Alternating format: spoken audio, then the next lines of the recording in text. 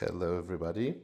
Yesterday we saw this Mark Poole artist deck. That was the deck tech video, and normally I don't actually separate these, but that particular video was already getting a little bit too long, so I decided to make a new one. And later on we will see a video where I play this in real life, well, on webcam, but still. And very interesting matchup, which you will see me playing with Olga. And we have got an interview on our channel. The deck is absolutely fantastic, the deck that she has. And the matchup was really, really fun. So today I'm showing you the Forge games, and the first deck that I'm up against is a blue, white and black skies deck. It's not necessarily a top tier deck, but it's pretty solid. It has all of the good cards. It has some kind of tournament record, so I think this is going to be pretty fair, because you cannot expect much with this particular artist deck, let's be honest. Okay. So far nothing. We have to get to Amnesia, and then we can cast the big guys. All right, 5 mana, still not enough. Okay, it looks like our opponent doesn't have enough mana for controlish elements, for counterspell. So there we go, 2 counterspells, disenchant, 2 copies of swords, Serendipity Freed, Time Twister and disenchant. So yeah, it was just in time. Okay, yeah, still has the Mishra, continues to beat us with Mishra, but that's not to worry. We've got these. Okay, what is that? Oh, wait a second. Oh, okay, that's how it works, yeah. So here you must choose which mana you produce. Yeah, I haven't done that for a while, I will be honest with you. In the desktop version, I actually haven't played this particular new version of Forge. And interestingly enough, while it does have some new functions, it actually detracts from the original experience. I mean, a lot of things are removed. Or maybe I just don't know where to find them, so a little bit less intuitive maybe. Okay, so yeah, we definitely don't want to cast Howling Mine. And now you can witness the power of these janky creatures. We're attacking for 9. And our opponent is scared to attack for obvious reasons. So we're going to smash with these. Remember that we have trample. Okay, didn't even cast anything. But we don't really need to. We won. Okay, so far so good. Let's see, what does this hand do? It does something. So if we're lucky, it actually does a lot of things. At least we hope that the birds will survive. Will they? Yep. Looks like that. Now we have 3 mana. Should we cast Howling Mine? So far, I think that Howling Mine has more advantage for our opponent than for us. So I think it's not worth it. Really not worth it. Next turn we will be able to cast Phantasmal Forces, and our opponent will have maybe 4 cards or 5 cards in hand. Okay, so it doesn't look very good, but let's see. Okay, Brainstorm. No, not Brainstorm, that's not pre-modern. I mean, we don't even have Brainstorm in pre-modern, so. I mean, this Brain Geyser, Brain Geezer. Okay, and we're attacking for 4. And at least we get 4 life back after swords. It's not perfect, but it's not the end of the world. So, look, that's the problem. Essentially, when you have such cards, even if it is simply you, okay, meaning blue, as we remember, to pay during the upkeep, that acts as a pseudo land destruction, if you know what I mean. Essentially, what it means is that we get rid of this land, so we cannot use it while this card is here, and essentially it just pushes us back 1 or 2 turns, because normally we will get next land next turn or in a turn from now. So that's not good at all, because otherwise I would have been able to cast this guy and our opponent definitely wouldn't be able to attack. So yeah, I think I will still attack. Maybe not a very good idea to raise our opponent, but in any case we do get one more land and we try to cast, well, maybe first we can try to cast Amnesia. Let's try this. Okay, and here is Mana Drain. Our opponent doesn't attack, doesn't want to trade. Okay. So what can we do now? Can we go for some smaller cards first to provoke our opponent and get one more counter spell? Okay, there we go. And what about one more counter spell? What do you think? Okay. Oh my god, no, no. Oh my god, this is so bad. Well, that's not the end of the world. We still have Phantasmal Forces. Okay, so we get the birds again. This is getting interesting, really. This is getting interesting. And now I will cast the amazing Torsten von Ursus. Okay. And yeah, 5/5 for 6 mana. Pretty fair, isn't it? Okay, 2 more swings and our opponent is dead. Even though, you know, this deck is called Skies, but we don't see any flying creatures. Okay.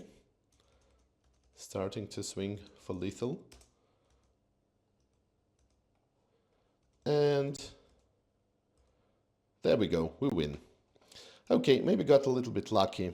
Let's turn things up a little bit. Play against Lion Dib, which is always a very, very hard deck to play against.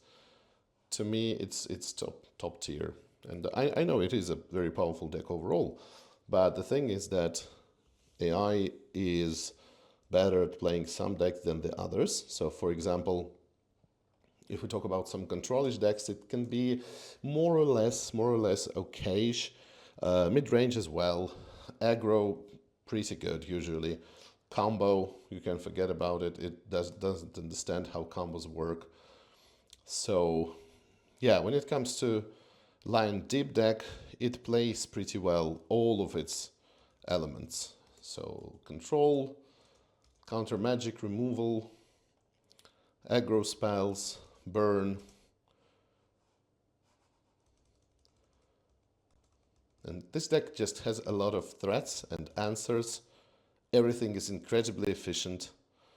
So we can cast Howling Mind, but I don't think that we have the advantage now. There are a couple of things that could save us. Yeah, we can't even cast Birds of Paradise actually. Don't have green mana. So yeah, a thing that could save us is definitely balance. So, are we lucky enough to get it? No. But 3, okay, that's pretty much it. I think that's the end of this match. Well, the end of the game at least. Okay, so at least we should lose with some grace.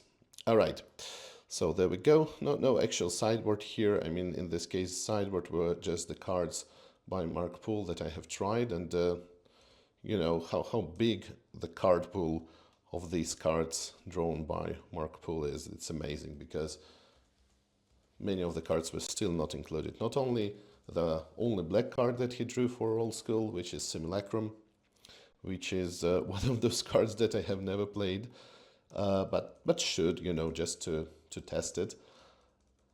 But there are a lot of cards that are maybe some smaller combat tricks, maybe some small niche things, which would be nice to have, like Natural Selection, for instance.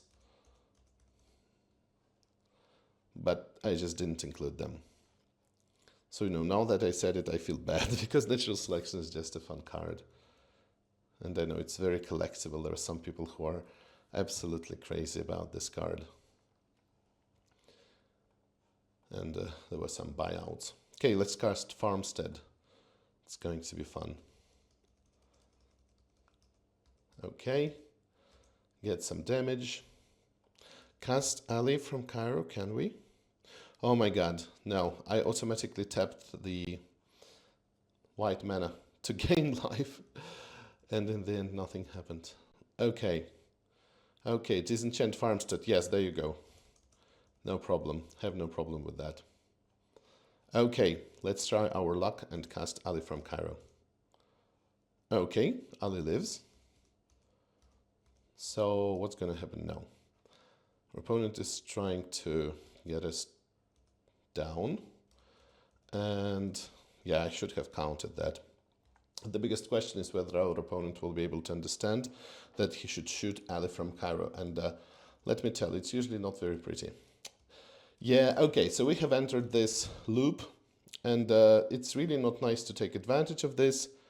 Okay, you can cast it, come on. There is this hard-coded rule that you shouldn't cast spells and tap the mana if it leads to you being, you know, at 0 life, which makes sense, but not in this case, as you can see. Yeah, so that's the problem. It's a little bit of an exploit. Well, not even a little bit, but essentially what's happening is that AI cannot read, okay? It cannot understand that here we have this guy who prevents our opponent from winning, but the only thing that the opponent sees is that we have 1 life and some creatures, okay, so goes on an all-out attack, even casts Serendib to continue damaging himself, which isn't good at all, and yeah, we're slowly winning, as you can see. And there is nothing that's going to happen. So it's not even fair, as you can see. So in this case, I will just take Ali from Cairo out of this deck. I will put back, I don't know, let's say Eternal Flame. Sounds fair. And now we have Javelineers. We get a pretty good start because, you know, Phantasmal Forces is a really well-rounded card. Should have played the Temple, of course. Okay. Yeah, so let me see.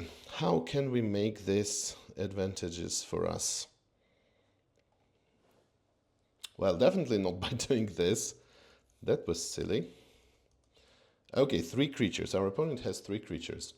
So we have to make sure that we do not have any creatures, right? So that means that we will have to get rid of some of the... Okay, I cannot cast Howling Mine and do this. But next turn I will take 6 damage, at least. That would put me at 8. But maybe if there is one more... Yeah, okay, let's try this. Okay, I'll put in Howling Mine. Let our opponent cast 1 more creature. Okay, there we go. Yeah, I think it was worth it. So, okay, he will sack 1 land. Yeah, let's try this. Okay. So, yeah, the problem is that I will have to discard a lot of cards. So I think I will discard everything but Phantasmal Forces. Even though it feels bad. Feels really bad. Maybe I should have kept the bird, but now I'm hoping that I'm going to get 1 land, and then I will have Phantasmal Forces. Yeah, there is no red. The whole reset thing was very interesting. Of course, there are lines. Oh my god. It would be very, very... yeah, I should have actually tapped it for double blue. So, yeah, now that was silly. Too bad. I'm guilty. As charged. Okay. So there's even counter magic. And there is one more guy here. Okay, so I mean, you would normally expect that. We won 1 game, but it was thanks to the exploit. But I mean, what do you expect from this top tier deck, which is Line Dib? So I think we can do 1 more. So let's play against the deck. Or maybe something else. What else can we do? Maybe Mana Black Do I have a mono black here? Yeah, I do have it. It was for Timmy the Sorcerer's tournament of Allied Colors. Oh wait, I just said Allied Colors, so it means it wasn't mono black. Yeah, it was a black and blue deck that I had. Kind of janky, but still interesting. Yeah. Okay, then. So, yeah, I said janky, but we still see Serendipity. So it looks like I must have mixed some things up. Must have been a different deck. But okay, at least let's have fun with Howling Mine. And 2 Serendipity. Ifriti? No, I'm not going to cast Ellie from Cairo. That's cheating. In this particular environment, that is cheating, so I'm not going to do that. Okay, so here's Hypnotic Spectre, which I will counter. I think things are pretty bad as they are. Okay. Get to 5. We also have Tetravus, and I think that's all. Yeah, we lost. Okay, now let's play like this. Get the birds. Opponent has nothing. We get the dwarf. And the bandits. Okay. Yeah, I shouldn't have typed like this. Sometimes I'm just a little bit too fast without needing to do that actually. And okay, not fast but impatient, that is the right word, honestly. I really wanted to show you Dwarven Weaponsmith in action, but there are only 2 artifacts in this deck. And these are Bronze Horse, which I think it doesn't make sense to sacrifice if you have a Bronze Horse on the battlefield. And there's also Howling Mine, which is good, but unfortunately, if you sacrifice it during your upkeep, you don't get to draw an extra card, which also defeats the purpose. So yeah, as I told you, it's an incredibly, I would say, disappointing card, right? Okay, very good catch. A lot of powerful stuff is gone. So now we're just trying to race each other. But I think it's not going to help our opponent because we have Phantasmal Forces, whereas he has just a hippie. Okay, like this, attacking for... Yeah, let's try this. He will block. Okay, but he didn't block the dwarf, so probably I did the right thing. Okay, counter magic, not going to help you. Too late, too late. Okay. So yeah, shouldn't have tapped Jammed at Home. Alright then, so yeah, let's get rid of Ali from Cairo again, and I will get, I don't know, let's say Cathedral of Sarah. An amazing card, right? So beautiful. And actually, it can even work here, because we have a couple of legends with white, by the way. Was also one of the cards on the shortlist. Obviously didn't make it, because I still wanted to make this stuff a little bit playable. And if you only get janky cards, then it's not even fun at all. Okay, so Legionary, I don't think we will live to see the Legionary here. Our opponent's deck is pretty fast. So what we can do is cast the Dwarves. Again, didn't tap the birds, sadly. And now we get Phantasmal Forces to fight against the hippie.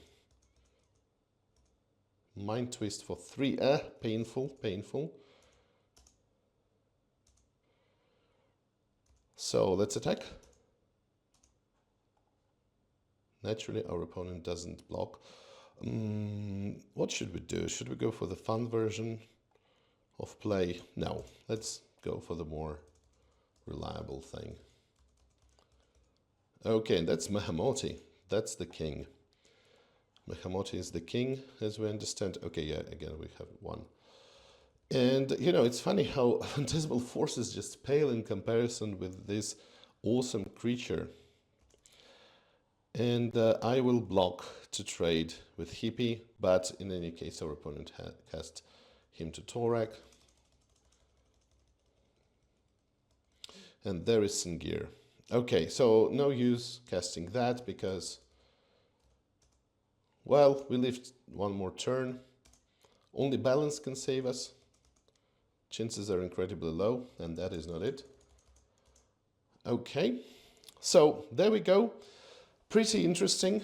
Thank you so much for watching. And once again, this was the very first artist deck that I ever put together.